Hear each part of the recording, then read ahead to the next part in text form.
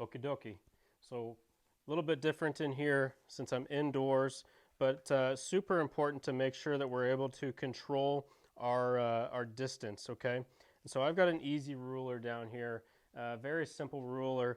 It's got a bunch of different black and white numbers on there, 1 to 1, 2 to 2, 3 to 3, 4 to 4, 5 to 5. You can use a regular yardstick, okay? Go to the right in the middle of the yardstick, and every 3 inches from each direction, label it a different color and a different number, okay? So the first 3 inches on each side would be number 1. Go an additional 3 inches from each side, that would be 2. Make it red, right? The next 3 inches we would go, it would be 3. Make it blue, and whatever colors you want, but that would allow you to be able to try the same drill. It's really important when we're putting to make sure that we have a consistent backswing and follow through, not only in distance but in speed. The pace that we go, that's going to allow us to control the distance that this golf ball travels, okay? So I'm going to hit some short ones in here, but I'm going to go, you're going to see this ball go quite a bit, well, I guess it's going to hit my mirror, but it's going to go, it would go quite a bit further. I'm going to go to what would feel like a 2 to 2, okay, at a different rate, a fairly slow rate, okay? So this is going to allow me, like I was saying, to just be consistent with how hard I'm hitting the ball each and every time. Whoops, pulled that one.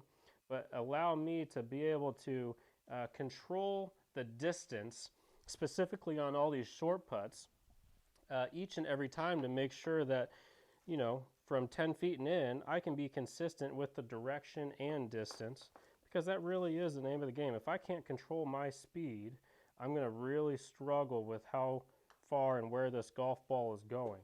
Okay, so setting up with this 2 to 2 drill right here, that's going to allow me the best opportunity to make sure that I'm consistent from what would I consider about 10 feet. You can take this to your local golf course and set up about 10, 12 feet and figure out what that is for you. Go to 3 to 3, go to 2 to 2, figure out what that looks like for you on your end. Is that going to be a, you know, an 8-foot putt? Is that going to be a 15-foot putt? For me, it's about 12 feet, and I can go and walk that off. So, you know, if I'm on the golf course, I can step my putts off. I go about 3 or 4 steps. I'm going to know that's about, you know, 9 to 12 feet. And I know what length that stroke feels like. And so then at that point, I can apply that to that putt. And that's going to, again, allow me to really understand speed and distance control to the point where then I can better pick how much this ball is going to break or not break, right? So give that a try. You're going to make more putts than I did right there. But allow yourself the opportunity to just focus on speed. That's all we're concerned about right there. But try that, you know, when we're making these strokes, have a consistent pace that you're hitting it. I don't want one to be really long and slow and then next one to be really short and fast, right? Kind of get a song in your head, play some music, find a song that you like, turn it on, and use that as your metronome, something that you're going to be able to reference as you get going through here, okay?